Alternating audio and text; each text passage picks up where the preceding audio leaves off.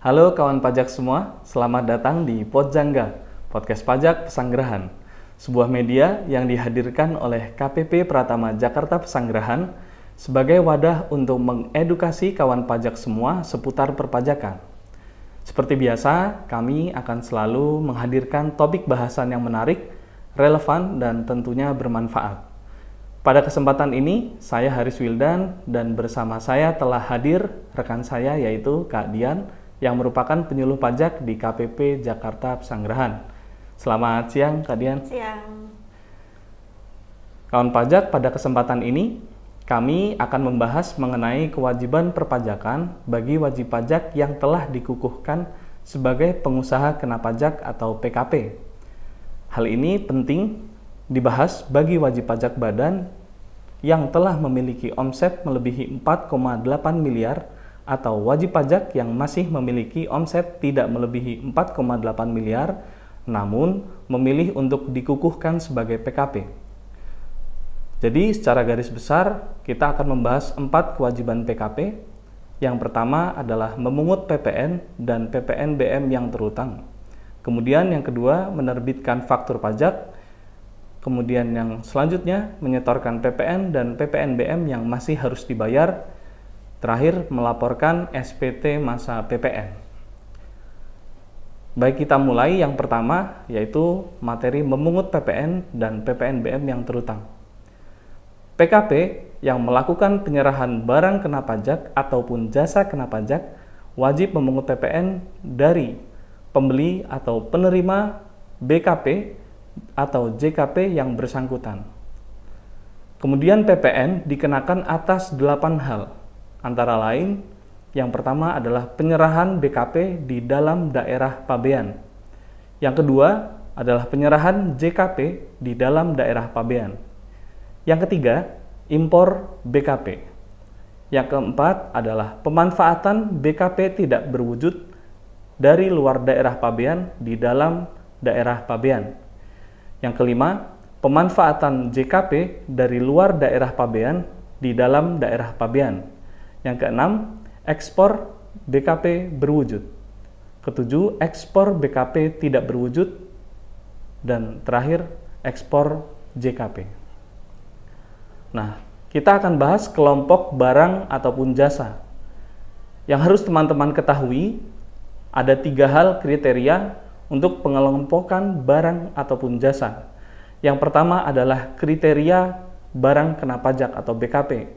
Itu kawan pajak bisa lihat di pasal 1A Undang-Undang PPN. Kemudian, mana saja yang disebut non-BKP atau JKP. Jadi, dalam PPN seringkali disebutkan negative list BKP dan JKP. Itu bisa dilihat di pasal 4A Undang-Undang PPN. Kemudian, terakhir adalah pasal 16B Undang-Undang PPN tentang BKP ataupun JKP yang mendapatkan fasilitas. Selain barang jasa yang diatur dalam 2 ketentuan tersebut adalah BKP JKP yang atas penyerahannya wajib dilakukan pemungutan PPN. Selanjutnya, tata cara menghitung PPN secara umum yaitu adalah DPP atau dasar pengenaan pajak dikali tarif. Untuk dasar pengenaan pajak itu meliputi harga jual, penggantian, nilai impor, nilai ekspor, ataupun nilai lain. Jadi, untuk saat ini tarif berlaku 11%, namun pada 1 Januari 2025 akan mulai berlaku 12%. Tarif khusus untuk segala jenis ekspor sampai dengan saat ini adalah 0%. Kemudian, pengusaha kena pajak itu akan melakukan pemungutan PPN dengan 3 sebab. Yang pertama, mempunyai peredaran usaha dalam 1 tahun tidak melebihi jumlah tertentu. Kemudian melakukan kegiatan usaha tertentu, kemudian melakukan penyerahan BKP atau JKP tertentu. Nah, baik, selanjutnya kita akan bahas mengenai PPN terutang dan harus dipungut saat terjadinya. Nah, itu kan sering kali menjadi tanda tanya. Kapan nih dipungutnya PPN? Yang pertama, jika ada penyerahan. Nah, tadi kita sudah membahas ya, ada 8 jenis penyerahan. Kemudian, jika ada pembayaran, dalam hal pembayaran diterima sebelum penyerahan BKP ataupun sebelum penyerahan JKP, dalam hal pembayaran dilakukan sebelum dimulainya pemanfaatan BKP tidak berwujud atau JKP dari luar daerah pabean. Sebagai catatan, pada intinya wajib pajak harus paham ketika pembayaran mendahului penyerahan, maka pada saat pembayaranlah kita harus melakukan pemungutan PPN. Selanjutnya, transaksi dengan non-pemungut dan transaksi dengan pemungut. Apa maksudnya? Jadi terdapat beberapa perbedaan mekanisme secara teknis. Jika PKP bertransaksi dengan, misalkan kita PTB gitu ya, ketika transaksi normal, maka saat ada penyerahan bersamaan dengan faktur pajak, maka pembayaran dan PPN-nya harus diserahkan kepada PKP. Berbeda hal jika pembayaran dilakukan dengan pemungut PPN, maka nilai DPP itu dibayarkan kepada PKP, namun PPN disetorkan ke kas negara. Baik, kita akan menuju ke pasal 16C dan pasal 16D Undang-Undang PPN. Pertama, untuk pasal 16C, PPN dikenakan atas kegiatan membangun sendiri yang dilakukan tidak dalam kegiatan usaha atau pekerjaan oleh orang pribadi atau badan yang hasilnya digunakan sendiri atau digunakan pihak lain yang batasan dan tata caranya diatur dengan keputusan Menteri Keuangan. Nah, hal ini juga sedang ramai ya di jagat media sosial yang katanya membangun sendiri mendapatkan atau dikenakan PPN 2,4%. Sebenarnya itu bukan aturan baru ya, jadi ini sudah aturan lama yang tertera pada pasal 16C Undang-Undang PPN. Bedanya basis tarifnya saja yang berbeda. Kalau dulu pernah 10%, kemudian basisnya sekarang menjadi 11%, kemudian nanti menjadi 12%, yang akhirnya secara rumus hitung-hitungan untuk PPN KNS didapatkanlah 2,4% pada saat berlakunya tarif 12% di 1 Januari 2025. Kemudian ke pasal 16D Undang-Undang PPN, untuk penyerahan aktiva yang menurut tujuan semula tidak untuk diperjualbelikan dikenaan PPN dengan syarat antara lain yaitu yang menyerahkan sudah dikukuhkan sebagai PKP. Kemudian yang kedua, aktiva yang diserahkan adalah aktiva yang mempunyai hubungan langsung dengan kegiatan usaha. Yang ketiga, aktiva yang diserahkan adalah bukan berupa sedan dan station wagon, kecuali apabila sedan atau station wagon merupakan barang dagangan atau disewakan. Nah, terkait dengan kewajiban PPN selanjutnya mengenai penyetoran sampai dengan pelaporan akan dibantu dijelaskan oleh Kak Dian. Silakan Kak Dian. Tadi kita sudah membahas mengenai pemungutan, sekarang kewajiban yang kedua adalah menerbitkan faktur pajak. Nah, faktur pajak ini merupakan bukti pemungutan pajak yang dibuat oleh pengusaha kena pajak yang melakukan penyerahan BKP dan atau penyerahan JKP. Nah, dibuatnya itu untuk setiap penyerahan BKP dan atau JKP dan dibuat paling lambat adalah pada akhir bulan penyerahannya. Nah, untuk faktur pajak sendiri ada dua macam. Untuk yang pertama ada pajak masukan, lalu ada pajak keluaran. Nah, pajak masukan ini merupakan pajak pertambahan nilai atau PPN yang seharusnya sudah dibayar oleh pengusaha kena pajak karena perolehan BKP dan atau JKP atau pemanfaatan BKP tidak berwujud ya dari luar daerah pabean atau pemanfaatan jasa kena pajak dari luar pabean atau impor barang kena pajak. Jadi ini PPN yang sudah dibayarkan pajak masukan itu. Nah, sedangkan kalau pajak keluaran merupakan PPN terutang yang wajib dipungut oleh pengusaha kena pajak yang melakukan penyerahan BKP, JKP, ekspor BKP tidak berwujud atau ekspor jasa kena pajak. Gitu. Nah, dalam penerbitan faktur pajak ada ketentuan yang harus dipenuhi terkait persyaratan formal dan persyaratan material. Persyaratan formalnya tentu saja pembuatan faktur pajak harus diisi secara benar, lengkap, dan jelas sesuai dengan ketentuan di pasal 13 ayat 5 Undang-Undang PPN atau ketentuan pasal 13 ayat 6 Undang-Undang PPN untuk dokumen tertentu yang kedudukannya dipersamakan dengan faktur pajak. Kemudian terkait persyaratan material adalah berisi keterangan yang sebenarnya atau sesungguhnya mengenai detail rincian penyerahan BKP dan atau JKP, ekspor BKP berwujud, ekspor BKP tidak berwujud, ekspor JKP, impor BKP, atau pemanfaatan BKP tidak berwujud dan atau pemanfaatan JKP dari luar daerah pabean di dalam daerah pabean. Nah, untuk penerbitan faktur pajak itu, faktur pajak diterbitkan dalam bentuk elektronik. Pembuatannya menggunakan aplikasi atau sistem yang disediakan dan atau ditentukan oleh Direktorat Jenderal Pajak, serta mencantumkan tanda tangan elektronik. Aplikasi yang digunakan dalam pembuatan faktur pajak adalah aplikasi e-faktur atau e-faktur desktop, kemudian ada e-faktur host to host jika menggunakan jasa PJAP. Nah, ketentuan penerbitan faktur elektronik ini wajib diunggah atau diupload menggunakan aplikasi e-faktur agar mendapatkan persetujuan dari Direktorat Jenderal Pajak. Karena e-faktur atau faktur elektronik yang tidak memperoleh persetujuan Direktorat Jenderal Pajak dianggap bukan merupakan faktur pajak. Nah, syaratnya untuk dapat memperoleh persetujuan DJP tentu saja yang pertama, nomor seri faktur pajak yang digunakan harus memang merupakan nomor seri faktur pajak yang diberikan oleh DJP. Jadi memang jatah untuk PKP yang bersangkutan. Kemudian untuk batas waktu pengunggahannya atau menguploadnya, untuk e-faktur ini diunggah jangka waktu paling lambatnya adalah tanggal 15 bulan berikutnya setelah tanggal pembuatan faktur pajak.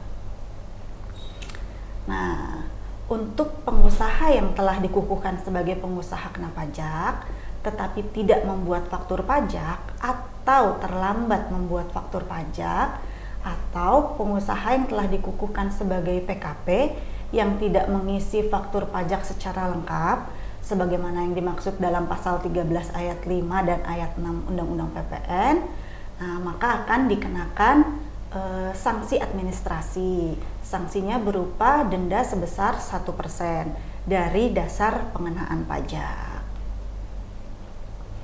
Nah, untuk faktur pajak yang telah dibuat atau diterbitkan, PKP bisa melakukan pembetulan atau penggantian dan pembatalan.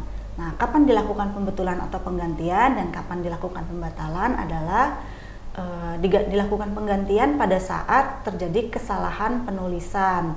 Jadi pengisiannya tidak benar, lengkap atau jelas. Misalnya pengisian identitas pembeli atau lawan transaksinya, maka faktur pajak dapat dilakukan penggantian. Nah, kalau pembatalan adalah pada saat memang penyerahan BKP atau JKP-nya yang transaksinya dibatalkan atau penyerahan barang atau jasa tersebut yang memang seharusnya tidak dibuatkan faktur pajak. Ketentuannya sesuai dengan Perdirjen nomor Per 03 PJ 2022. Nah, kewajiban PKP yang ketiga. Yang ketiga, setelah membuat faktur pajak tentu saja ada kewajiban untuk menyetorkan PPN dan PPNBM yang masih harus dibayar. Nah, apabila jumlah pajak keluaran lebih besar daripada pajak masukan, maka selisihnya harus disetor ke kas negara. Paling lambat adalah akhir bulan berikutnya setelah masa pajak dan sebelum SPT masa PPN disampaikan. Namun, apabila pajak masukan lebih besar daripada pajak keluaran, maka selisih tersebut dapat dikompensasikan ke masa pajak berikutnya. Restitusi atau pengembalian dapat diajukan, tapi hanya dapat diajukan pada akhir tahun buku saja. Jadi hanya PKP tertentu yang dapat mengajukan restitusi atau pengembalian setiap masa pajak, yaitu sesuai dengan pasal 9 ayat 4B di Undang-Undang PPN. Nah, penyetoran PPN dan atau PPNBM yang dilakukan terlebih dahulu dengan membuat kode billing, sama seperti jenis pajak yang lain ya. Untuk pembayaran pajak kita harus membuat kode billing terlebih dahulu. Pembuatan kode billing sesuai dengan jenis transaksi serta membayarkannya melalui saluran pembayaran yang sudah ditentukan melalui bank atau kantor pos atau lembaga persepsi lainnya. Nah, untuk pembuatan kode billing harus dipastikan kode akun pajaknya sesuai. Misalnya untuk PPN dalam negeri berarti menggunakan kode akun pajak 411211. Kalau misalnya untuk PPNBM dalam negeri 411221, agak mirip ya. Jadi makanya kawan pajak perhatikan kode akun pajaknya harus sesuai dengan jenis pajaknya, karena jika ada kesalahan kode akun pajak nanti akan mengalami kendala pada saat pelaporan SPT masanya. Nah, untuk daftar kode jenis setoran, lalu untuk daftar bank, pos, dan lembaga persepsi lainnya, kawan pajak bisa mengaksesnya di www.pajak.go.id. Di situ nanti bisa ada mengenai kode jenis pajak, kode jenis setoran, lalu ada bank dan pos. Nah, pembayaran atau penyetoran pajak yang dilakukan setelah tanggal jatuh tempo pembayaran atau penyetoran pajak tentu saja akan dikenakan sanksi administrasi. Nah, sanksi administrasinya itu berupa bunga sebesar tarif bunga per bulan yang ditetapkan oleh Menteri Keuangan yang dihitung dari tanggal jatuh tempo pembayaran sampai dengan tanggal pembayaran dan dikenakan paling lama 24 bulan serta bagian dari bulan dihitung 1 bulan penuh. Kemudian kewajiban PKP yang terakhir adalah melaporkan penghitungan PPN.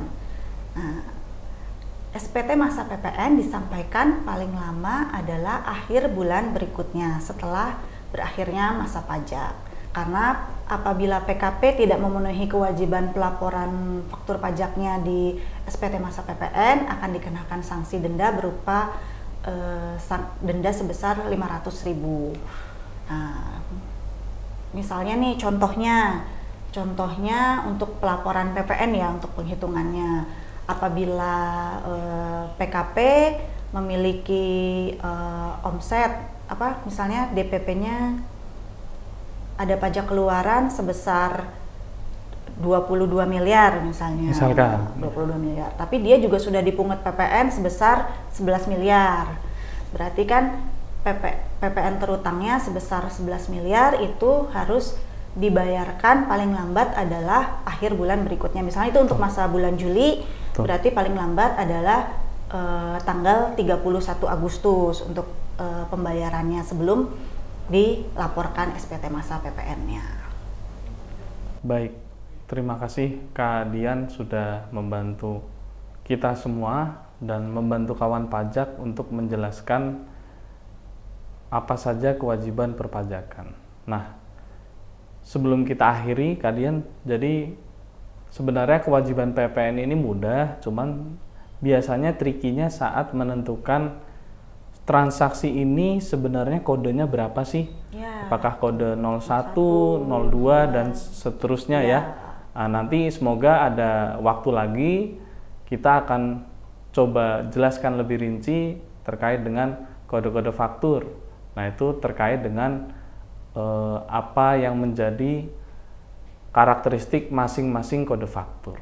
Misalkan contohnya 01 adalah transaksi normal, kemudian tadi sudah dijelaskan bahwa 07 transaksi tidak dipungut, kemudian 08 dibebaskan PPN-nya dan seterusnya. Baik, tak terasa kita hampir 20 menit membahas mengenai kewajiban perpajakan bagi wajib pajak yang telah dikukuhkan sebagai PKP. Semoga apa yang kami sampaikan dalam Podjangga sesi kali ini dapat diterima dan dipahami oleh kawan pajak semua. Bagi kawan pajak yang ingin bertanya lebih lanjut, memberikan usulan ataupun saran mengenai materi yang telah disampaikan, yang akan disampaikan maupun saran lainnya, silahkan follow Instagram kita di @pajakpsg, kemudian YouTube di channel KPP Pratama Jakarta Pesanggerahan. Semoga kawan pajak semua diberikan kesehatan, kelancaran dalam semua urusannya oleh Allah Subhanahu wa taala, Tuhan yang Maha Esa. Saya Haris dan rekan saya Kadian mohon undur diri.